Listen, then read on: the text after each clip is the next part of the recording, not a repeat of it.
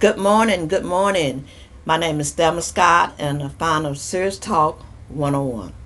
And our goal is saving lives. Today I'm just so honored and just so inspired to have my mentor, Miss Cheryl Duncan, here. It's going to be our guest today, and she's going to be talking about mental health. Also, she's going to be sharing her story. She has an amazing story. So we're going to hear from Miss Cheryl Duncan right now. Miss Duncan? Good morning. Thank Good you. morning. Thank So you, Ms. honored to Scott. have you here today. Such an honor, please. Thank you so much. Well, my name is Cheryl Duncan, and I started the S.A.F.E Foundation in honor of my loving daughter that died by suicide. Yes. And that was 8 years ago, January 30, 2012. And with her dying, with people telling me that I should do something, Right. and with the Lord telling me that you need to share her story. Yes. You need to talk to help save lives. Talk more, text less. Yes. And that's what I've done, because with Ashley's suicide, it's opened up a lot of doors as far as understanding depression and Right. anxiety. Right. She was 17 years old, and that was a young age that for 2 Yes. years dealt with mental health. And Yeah. something that you're stigma and you don't really want to talk about, you don't want to deal with people. Some you just cover up. Yes. Sweep You under the suppress, rug, think it's going to go away. and you think this too shall pass. Right.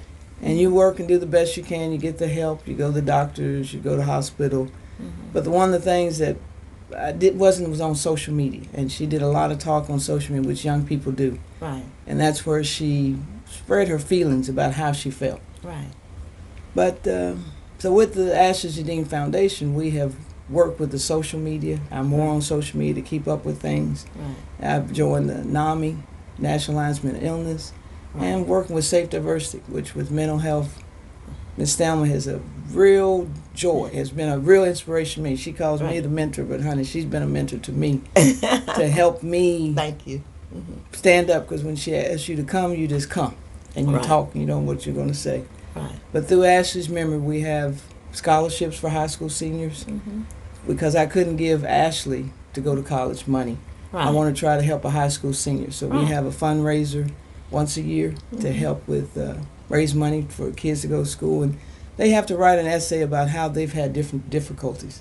Right. Because with Ashley, she was smart, Yes. very intelligent, but with all the sensitivity of bullying Right. and being 5'11", and the fairness in life, she Yes. just was distraught.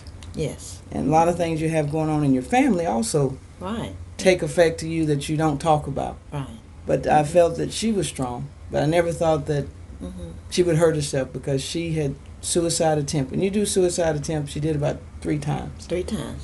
And But she'd at that always, time, you didn't really think that she was really going to really Yes, do it. because she Just always talking said she about it. wouldn't. She wouldn't. Okay. So when the text that I received that morning on January the 30th, she had took her dad's gun.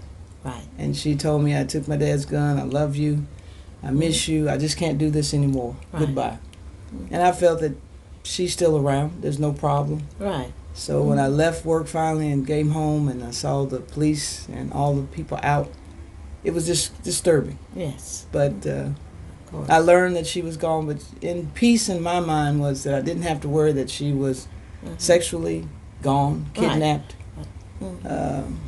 But I really missed her. It was just, what could I have done more to help her? But everyone says you did a lot. Right. Because she had tattoos and she had piercing. Oh, really? And we had none of that. And we thought we had told her, you don't do all that kind of stuff. You're going to Right. get a job. That was a pain that she was And, enduring. and I learned after about all Right. these pain. And when you Yes. cut her, that's pain. You're Yes. despairing. She would, and I didn't engage in her. What does this mean? Yes. What does that mean? Right. But now, as she's been gone, I've opened my mind and my eyes, Right. and your perception. You ask questions. What reason did you put that? Right. And I always want to look back and say, Lord, maybe I was too hard. Right. Her dad and I. But I think is this time, Jeremiah said the plan. Yeah. The plan was this Yes. was going to happen. Then I want you to open up Right. and you get out there and help. You Right. talk about Ashley's death Right. being a suicide. That Become is an stigma. advocate for her for suicide, and I really so honored to meet you, knowing that you was an advocate for your child, and that Yes. was awesome. Yes. To be able to share her story and to be able to talk about it. Right. And that she did go to the hospital. She had depression. She had anxiety. Mm-hmm. But even though you have all that, you get help. Yes. You go get help, and if you have these different symptoms, you talk to your doctor. You go to the clinics. You find someone you trust that you love.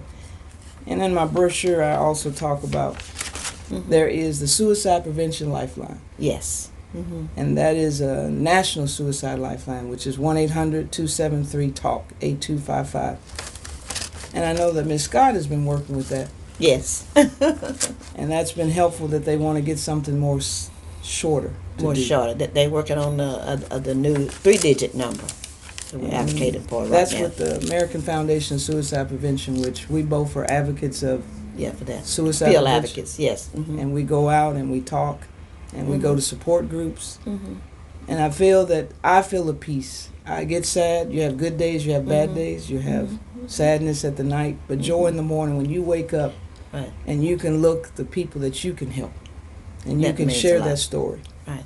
Can you tell us, the people that's listening to us today, Ms. Cheryl, can you give some advice to adults, students, or whoever listening, and you can give them some advice if they need help about the hope that's out there instead of them committing suicide, about hope? Can you kind of give them a little bit about your thoughts on what they can do for help if they become suicidal or have suicidal thoughts? If you have suicidal thoughts and you feel very depressed, you must look out. You must talk. Yeah, talk about You it. need to look to your doctor, your pediatrician, Right. your family member, your church member, your pastor, your parents. Find someone that you can trust to tell your story. Yeah. Because not everybody's going to listen to what you have to say. Right, right.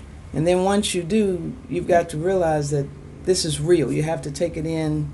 Because she said, I have to fix this. I tried to fix it. But she told me, I have to fix it. You have to become that believe that you're depressed and you're anxious and I need help. Right. Okay. And once you get that help and you're talking, you got to take your medication. If they put you on medication, you got to believe that this is just, I'd rather have a physical illness than a mental illness, because we're taking your medicine. You're taking your medicine. It's going to help you feel better. You're going to get the right level. Right. And continue to have goals Right. Okay. in life. And cut this stigma. You're going to be sad. It's okay to be sad. And you're going to be bullied. You're going to be bullied. They're going to call you crazy. You don't want to be bothered with people. Right. But I feel that you must talk, you must take your medicines, you must get your support system within your group that's positive. Right. The negativity of people that's in your life, they are not good for you. Right.